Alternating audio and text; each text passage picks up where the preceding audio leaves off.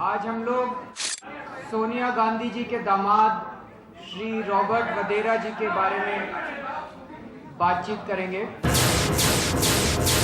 Robert Vadra जी ने 2007 से 2010 के बीच में 3 सालों के अंदर केवल 50 लाख रुपए से 300 करोड़ रुपए की प्रॉपर्टीज खरीदी। उनको डीएलएफ ने 65 करोड़ रुपए का अनसिक्योर्ड इंटरेस्ट फ्री लोन दिया। क्यों दिया? आजकल एक भाई अपने भाई को लोन नहीं देता। रॉबर्ट वधेरा ने डीएलएफ को क्या फायदा पहुंचाया कि सिर्फ 50 लाख रुपए अपने लगाकर 300 करोड़ से ज्यादा की प्रॉपर्टी, जिसकी आज मार्केट वैल्यू 500 से ज्यादा करोड़ है, 500 करोड़ से ज्यादा है, कि डीएलएफ ने ये interest free unsecured loan Robert Vadra को क्यों दिया? इतनी सारी प्रॉपर्टीज कौड़ियों के दाम पर डीएलएफ ने रॉबर्ट वाड्रा को क्यों दी? क्या डीएलएफ इनको इतनी सारी सैकड़ों करोड़ की प्रॉपर्टियां इसलिए दे रहा है कि ये डीएलएफ को तरह तरह के फायदे पहुंचा रहे हैं कांग्रेस सरकार के थ्रू, हरियाणा सरकार के थ्रू, दिल्ली सरकार के थ्रू? नमस्कार, शाम 6 बजे बड़ी खबर में केजरीवाल के आरोप। आज अरविंद केजरीवाल और प्रशांत भूषण ने प्रियंका गांधी के पति रॉबर्ट वाड्रा पर प्रॉपर्टी में धांधली के तमाम आरोप लगा दिए। रॉबर्ट वाड्रा और डीएलएफ कंस्ट्रक्शन कंपनी पर 60 गार्ड के आरोप लगाए। कहा कि रॉबर्ट ने 50 लाख लगाकर 300 करोड़ की प्रॉपर्टी कैसे बना ली और ये 65 करोड़ का लोन खुद डीएलएफ ने रॉबर्ट वाड्रा को दिया।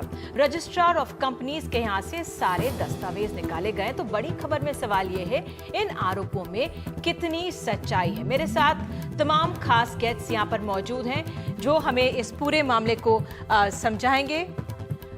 सबसे पहले मैं बता दूं, हमारे साथ अरविंद केजरीवाल मौजूद हैं। आज उन्होंने एक प्रेस कॉन्फ्रेंस की है। मेरे सहयोगी शरद शर्मा उनके साथ हैं। शरद, अगर आप मुझे सुन सकते हैं, अरविंद केजरीवाल आप मुझे सुन सकते हैं, ये इन आरोपों की टाइमिंग और इन आरोपों के पीछे बेसिस क्या है? क्या कारण कि ये आरोप लगाए जा रहे हैं अब रॉबर्ट वाड्रा पर? अरविंद, सबसे पहला सवाल आपसे ये है कि एक तो आरोपों की टाइमिंग, बहुत खास टाइमिंग है। आपने पार्टी लॉन्च करी, आप चाहते तो इससे पहले भी, क्योंकि ये डॉक्यूमेंट्स आपके बाद रातों रात तो नहीं आए होंगे। और दूसरा, क्या बेसिस आप बता रहे हैं जो हमारे दर्शकों को बताना चाहें कि आपने इतने बड़े आरोप लगाए, अब तक का सबसे बड़ा आरोप इसको कहा जाएगा? देखिए, आरोप ये है कि 2007 से 2010 के बीच में 3 सालों में इन्होंने 6 कंपनियां बनाई। उन 6 कंपनियों के अंदर कुछ कागजी कार्रवाई हुई, कोई बिजनेस नहीं हुआ, कुछ भी बिजनेस नहीं हुआ, कोई व्यवसाय नहीं हुआ, कोई प्रोडक्शन नहीं हुई। वो कागजी कार्रवाई करके उसका नेट रिजल्ट ये है। इनकम टैक्स डिपार्टमेंट में मैं काम करता था, हम कहते थे लिफ्टिंग द कॉर्पोरेट वेल। अगर ये नेट इफेक्ट इसका 3 साल में निकाले तो नेट इफेक्ट ये है कि डीएलएफ ने 300 करोड़ रुपए की प्रॉपर्टी रॉबर्ट वाड्रा को फ्री में ट्रांसफर कर दिया। ये इसका नेट इफेक्ट है। तो अब प्रश्न उठता है दिमाग में कि भाई क्यों की ऐसा? क्या डीएलएफ को कुछ तो फायदा हुआ होगा? आज को एक भाई अपने भाई को नहीं देता। ये अटकल भी हो सकती है आपकी, ठीक है, मतलब उन्होंने कुछ पैसे दिए, उन्होंने सकते हैं, बिजनेस संबंध हो सकते हैं, तो आपत्ति कैसी? एक दूसरे को रियायत दी जाती है दोस्ती में। बिल्कुल, मैं वही सवाल पूछने वाला था कि बिजनेस जो घराने होते हैं, जो बिजनेसमैन होते हैं, आपस में संबंध होते हैं, अगर एक दूसरे की हेल्प कर दी तो इसमें ये आरोप लगाने वाली बात किस तरह से साबित होती है आपकी? बिजनेस 300 करोड़ रुपए फ्री में कोई बिजनेसमैन मतलब अपने दोस्त को भी लोन देते होंगे, कुछ करते होंगे? नहीं है। हाँ। लोन तो वो हो गया ना। मैंने आपको उन्होंने डीएलएफ वालों ने 65 करोड़ का लोन दिया और इसने वो 65 करोड़ रुपए से इन्हीं की प्रॉपर्टीज खरीद ली। तो नेट रिजल्ट ये है, उसी पैसे से खरीद ली। इसके पास तो पैसा ही नहीं था, तो उसी पैसे से खरीद ली, तो वो उनके पास वापस आ गया पैसा और इन्होंने 300 करोड़ की प्रॉपर्टी दे दी। तो नेट रिजल्ट इस पूरी ट्रांजैक्शन का ये है कि ये 300 करोड़ की प्रॉपर्टी उनको देनी थी। 300 करोड़ का फायदा पहुंचाना था। ये फायदा किस लिए पहुंचाना था? रॉबर्ट वाड्रा ने डीएलएफ का क्या काम किया था और 3 कांग्रेस राज्य शासित राज्यों में है। राजस्थान, दिल्ली और हरियाणा, इन तीनों राज्यों के अंदर दी गई। तो कांग्रेस की सरकारों ने वहां क्या फायदा पहुंचाया? एक सवाल ये उठ रहा है कि अभी तक जो आप आरोप लगाया करते थे, जैसे पिछले आपने 15 मंत्रियों पर आरोप लगाए, सीएजी की रिपोर्ट का हवाला दिया, या फिर जो सांसदों पे आपने आरोप लगाए, एफआईआर हुआ करती थी, आरोप उनके ऊपर अलग हुआ करते थे, लेकिन यहाँ पर तो सिर्फ आप ही आरोप लगा रहे हैं। कोई ऐसी कोई एजेंसी नहीं है जो इससे पहले आरोप लगा रही हो? किसी एजेंसी की हिम्मत है इस देश में जो सोनिया गांधी जी के दामाद पे आरोप लगाएगी? अब तो इस देश के लोगों को ही खड़ा होना पड़ेगा और कोई चारा नहीं बचा। मंत्रियों के ऊपर भी तो सीएजी ने भी चलिए आरोप लगाए, एफआईआर भी हुई।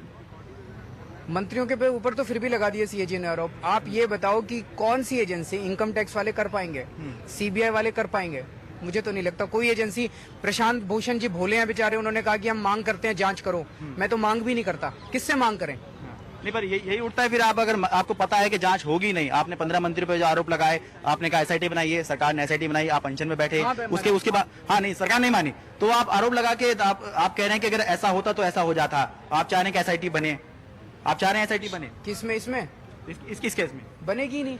किससे मांग करें? कौन बनाएगा? शरद, क्या ये कोर्ट में जा क्यों नहीं जाते? पीआईएल लेकर ये डॉक्यूमेंट इस देश की जनता को जागृत करने के लिए आए हैं कि लुट रहा है पूरा देश।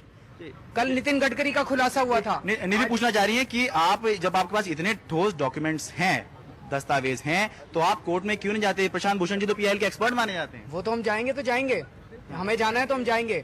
हर चीज को लेके कोर्ट में जाए क्या? फिर प्रधानमंत्री इस्तीफा दे दे, चीफ जस्टिस को ही बिठा दें वहां पे। ये देश अब कोर्ट चलाएगा क्या? हमें कोर्ट में जाना है तो हम तय करेंगे कोर्ट में जाना है कि नहीं जाना। ये तो सामने आ गया। सीबीआई क्या करेगी? आपकी सरकार क्या करेगी? आपकी इनकम टैक्स डिपार्टमेंट क्या? बंद कर दो इन सारे डिपार्टमेंट्स को। फिर हर चीज में कह देते हैं कांग्रेस पर निशाना क्यों? ये ऐसे चलती है सरकारें। सिर्फ कांग्रेस पर निशाना क्यों?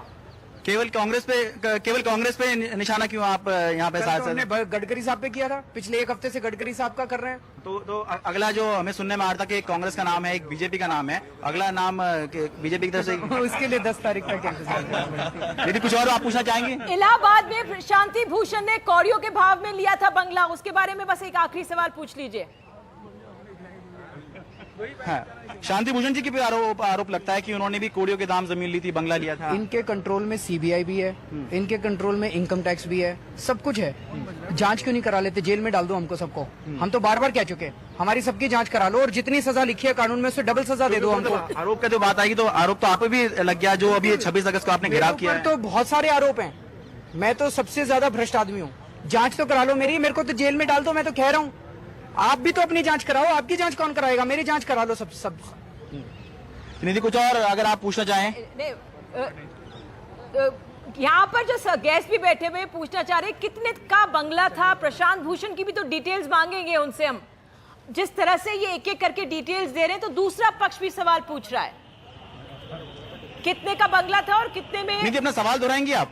प्रशांत भूषण ने इलाहाबाद में, शांति भूषण ने कितने में इलाहाबाद में कितने का बंगला खरीदा था, उसकी वैल्यू कितनी थी, उनको कितने की रियायत मिली थी?